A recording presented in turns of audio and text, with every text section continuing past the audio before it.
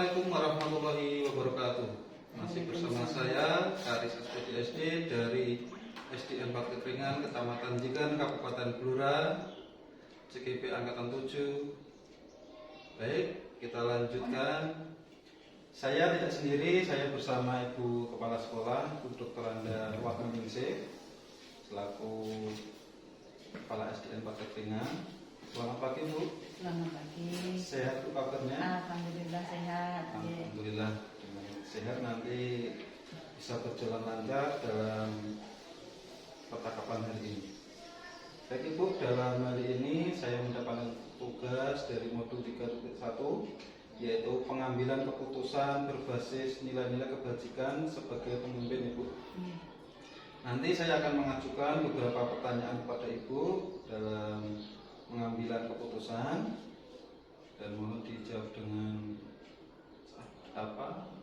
sesuai dengan keadaan Ibu. Baik, yang pertama Bu, selama ini bagaimana Ibu dapat mengidentifikasi kasus-kasus yang merupakan dilema etika atau rujukan moral Ibu di SDN Bakti Keringan? Dalam identifikasi permasalahan itu ada dua hal yang terjadi, yaitu rujukan moral dan dilema etika. Di mana yang saya pahami adalah bahwa rujukan moral atau benar dan salah itu adalah sebuah situasi yang terjadi di mana seseorang dihadapkan pada situasi benar atau salah dalam mengambil sebuah keputusan. Nah, dan dilema etika atau benar dan benar adalah sebuah situasi yang terjadi di mana seseorang itu dihadapkan pada situasi keduanya, benar namun bertentangan dalam mengambil sebuah keputusan. Baik Bu ya, tadi Ibu mengatakan benar dan salah. Iya. Dan untuk dilema etika itu benar melawan benar Bu. Iya. Terima kasih. Dan pertanyaan selanjutnya Bu, yang kedua. Iya. Selama ini bagaimana Ibu menjalankan keputusan pengambilan di sekolah Ibu, terutama untuk kasus-kasus di mana ada dua kepentingan yang sama-sama benar atau sama-sama mengandung nilai-nilai kebajikan?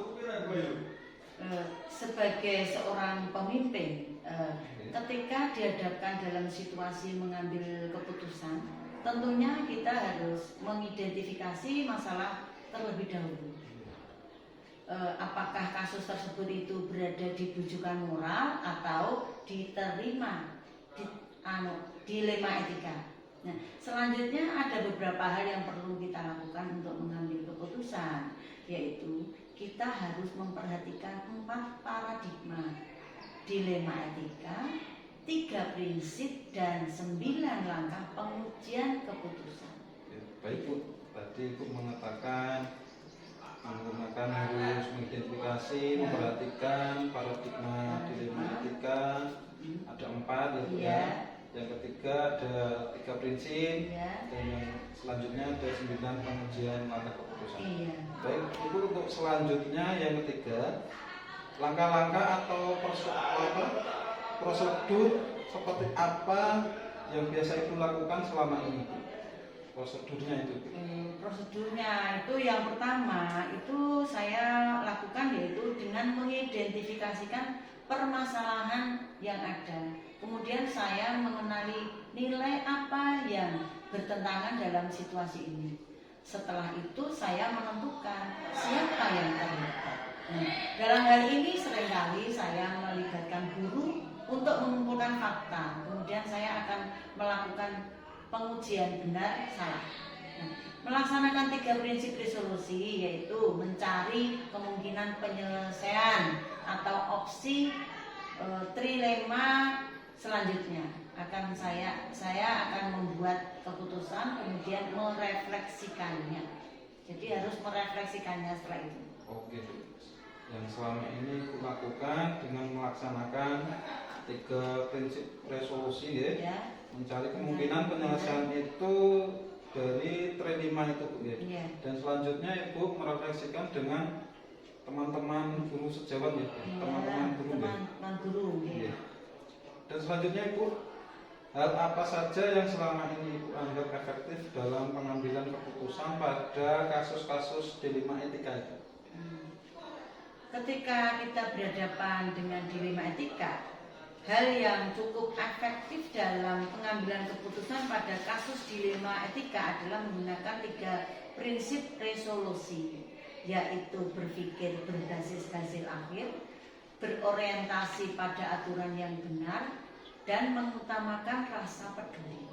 Nah, kemudian juga harus memperhatikan dampak jangka panjang, juga merupakan hal yang efektif.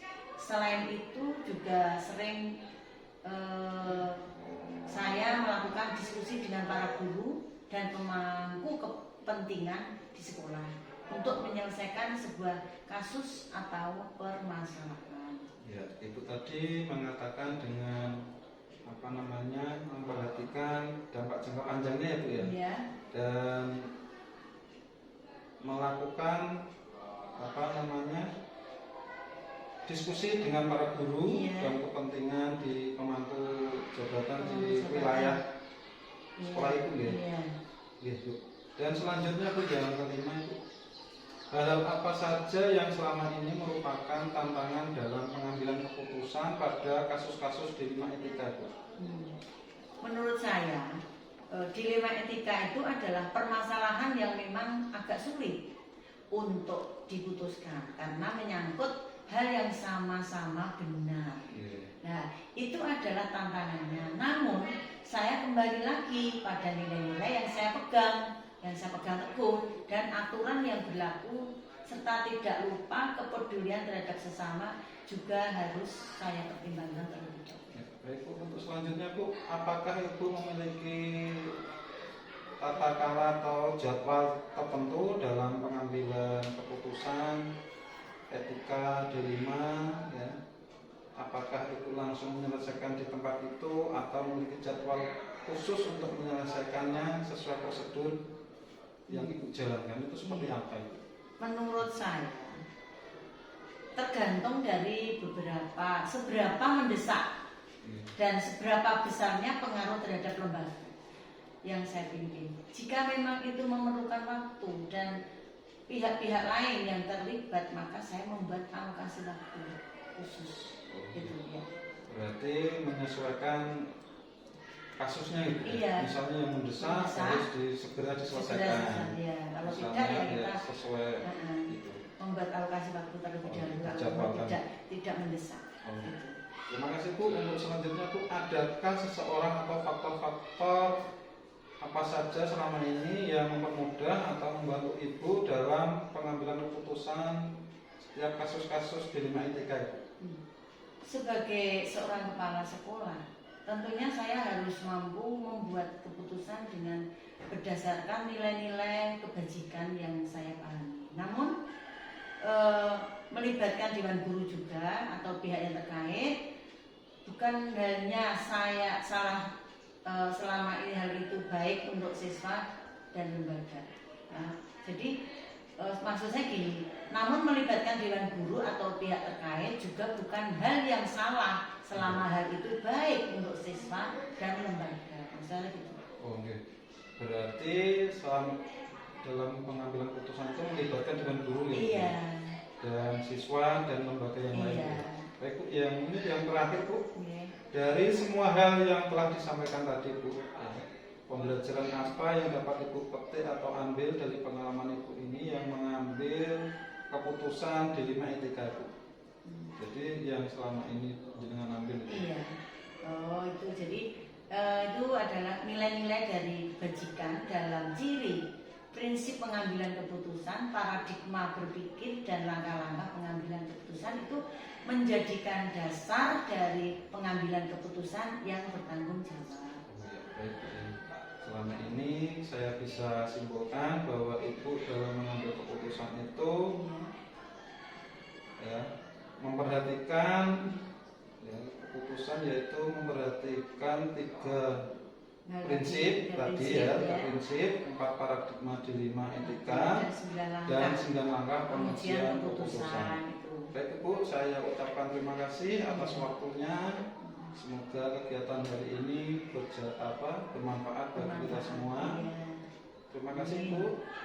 Assalamualaikum warahmatullahi wabarakatuh. Waalaikumsalam warahmatullahi wabarakatuh.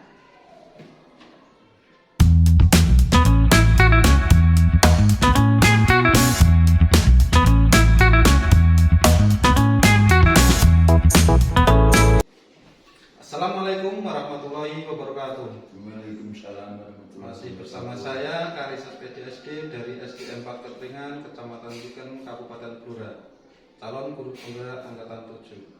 Saya tidak sendiri, saya bersama Bapak Kepala Sekolah dari SDN 2 Ketringan, yaitu Bapak Karmin SPDSD.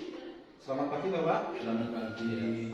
Kali ini kita akan diskusi atau wawancara Bapak tentang pengambilan keputusan berbasis nilai-nilai kebajikan sebagai pemimpin Bapak di sekolah panjenengan. Saya akan mengajukan beberapa pertanyaan kepada Bapak. Mungkin nanti ada 8 pertanyaan Bapak. Yang pertama Bapak, ini yang pertanyaan pertama nggih. Selama ini bagaimana Bapak dapat mengidentifikasi kasus-kasus yang merupakan dilema etika atau rujukan moral di sekolah Bapak?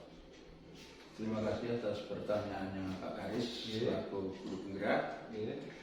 Saya sebagai seorang pemimpin di sebuah instansi pendidikan, khususnya di SDN 2 Ketringan, pasti akan beragam kasus yang akan dihadapi.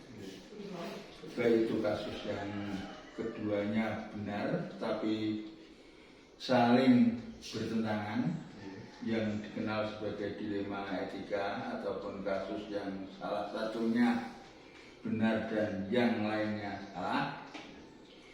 Kedua kasus tersebut harus dapat diidentifikasi dengan benar agar tidak ada kesalahan dalam pengambilan keputusan. Cara saya untuk mengidentifikasi yang mana dari kedua kasus tersebut adalah dengan memahami masing-masing kasus. Tentu saja untuk memahami kasus-kasus tersebut saya harus berkomunikasi dengan pihak-pihak yang terlibat. Setelah permasalahan sudah dipahami, maka saya perlu melakukan beberapa hal untuk bisa memetakan apakah kasus tersebut merupakan rujukan moral atau dilema etika. Jika kasus yang diidentifikasi lolos dari syarat-syarat tersebut, maka dipastikan itu adalah kasus dilema etika. Dan sebaiknya jika syarat-syarat di atas tidak terpenuhi, maka itu adalah kasus rujukan moral. Gitu Pak. Baik Bapak, tadi Bapak mengatakan mengenai rujukan moral atau melawan benar dan salah, dan dilema etika atau benar melawan benar Bapak. Baik, selanjutnya Bapak, pertanyaan yang kedua. Selama ini bagaimana Bapak menjalankan keputusan pengambilan di sekolah Bapak, terutama untuk kasus-kasus di mana ada dua kepentingan yang sama-sama benar atau sama-sama mengandung nilai kebajikan Bapak? Terima kasih. Untuk menanggapi pertanyaan yang kedua dari Pak Karis, untuk kasus dilema etika, saya akan mempertimbangkan dua hal yang sama-sama benar. Tersebut membenturkan faktor apa atau tidak, atau pihak mana. Apakah kepentingan per orang atau banyak orang mengandung nilai-nilai kebenaran atau kesetiaan, rasa adil atau belas kasihan, ataukah berdampak untuk saat ini atau seterusnya. Itu yang dapat kita Bapak. Untuk sampaikan. pertanyaan selanjutnya yang ketiga Bapak, langkah-langkah atau prosedur seperti apa yang bisa Bapak lakukan selama ini Bapak? Langkah-langkahnya. Langkah-langkahnya yang saya lakukan yaitu dengan suara hati dan nalar harus sejalan untuk memilih kebenaran yang paling kecil risikonya dan besar manfaatnya. Dengan mempertimbangkan kepentingan peserta didik, jika kasus itu berhubungan dengan peserta didik, berdasarkan pada prinsip berpikir berbasis hasil akhir, berpikir berbasis peraturan, dan berpikir berbasis rasa peduli. Tahap berikutnya lakukan investigasi dengan memeriksa kembali fakta-fakta dan temukan peluang, lalu buatlah keputusan, lalu keputusan ditinjau kembali hingga kebenaran itu ada, dan insya Allah dalam bimbingan ilahi keputusan yang Anda ambil adalah keputusan yang bertanggung jawab. Oh iya. Baik Bapak, untuk tadi yang ketiga nih, itu Anda mengidentifikasi terlebih dahulu ya Bapak, dan selanjutnya diputuskan sesuai kebenarannya. Dan yang keempat Bapak, dalam hal-hal apa saja yang selama ini Bapak anggap efektif dalam pengambilan keputusan pada kasus-kasus dilema etika Bapak? Ya. Yang saya anggap efektif dalam pengambilan keputusan pada kasus-kasus dilema adalah dalam kasus pengambilan keputusan dengan dilema etika, hal efektif yang perlu dilakukan adalah dengan menyederhanakan pokok permasalahan dan membangun kebijaksanaan. Itu yang kita ambil. Baik, dengan kebijaksanaan ya Bapak. Ya. Dan selanjutnya Bapak, untuk yang kelima, hal apa saja yang selama ini merupakan tantangan dalam pengambilan keputusan pada kasus-kasus dilema etika Bapak? Ya. Hasil keputusan yang diambil mungkin akan pihak-pihak yang tidak dapat menerima sepenuhnya. Proses untuk dapat memahamkan sebagai orang untuk secara ikhlas menerima dan menjalankan keputusan menjadi sebuah tantangan, serta untuk tetap istiqomah dalam menjalankan keputusan yang sudah disepakati. Gitu. Selanjutnya Bapak, apakah Bapak mengalami jadwal tertentu dalam penyelesaian kasus etika dilema, dan apakah Bapak langsung menyelesaikan di tempat itu atau memiliki jadwal untuk menyelesaikannya? Bentuk atau prosedur seperti apa yang Bapak jalankan? Begini Pak Aris ya, tidak ada jadwal tertentu dalam menyelesaikan sebuah kasus. Prioritas kasus mana yang perlu diselesaikan secepatnya tergantung dari jenis kasus dan pentingnya kasus tersebut diselesaikan secepatnya agar tercipta lingkungan sekolah yang sehat, kondusif buat semua warga sekolah. Ya, baik Bapak, untuk selanjutnya yang ketujuh Bapak, adakah seseorang atau faktor-faktor apa saja yang selama ini mempermudah atau membantu Bapak dalam mengambil keputusan dalam kasus-kasus dilema etika itu Bapak? Menurut saya, komunikasi yang baik dengan semua warga sekolah, pengelolaan emosi yang baik, dan pemahaman tentang teori pengambilan keputusan sebagai seorang pemimpin menjadi faktor yang mempermudah dan membantu dalam pengambilan keputusan. Gitu ya Bapak. Ya. Ini yang terakhir Bapak, dari semua hal yang telah disampaikan tadi, ya, pembelajaran apa yang Bapak dapat ambil dari pengalaman tersebut Bapak dalam pengambilan keputusan dilema etika? Dalam mengambil sebuah keputusan, maka mengidentifikasi jenis kasus harus bisa dilakukan lebih awal dengan melakukan pengujian, lalu lakukan pengujian benar, lawan benar untuk dapat menentukan paradigma apa yang akan kita pilih, sehingga keputusan bisa diambil sesuai dengan prinsip-prinsip yang tidak merugikan siswa. Oh iya, baik Bapak, saya ucapkan terima kasih, dan saya akan menyimpulkan dari kegiatan hari ini Bapak, Bapak dalam mengambil keputusan di SDN 2 Keteringan, Bapak memperhatikan 4 paradigma dilema etika dan 3 prinsip dan 9 langkah pengujian keputusan untuk membuat keputusan tersebut dapat dipertanggungjawabkan Bapak. Terima kasih Bapak atas waktunya, dan semoga kegiatan hari ini bermanfaat. Saya ucapkan terima kasih. Wassalamualaikum warahmatullahi wabarakatuh. Waalaikumsalam warahmatullahi wabarakatuh.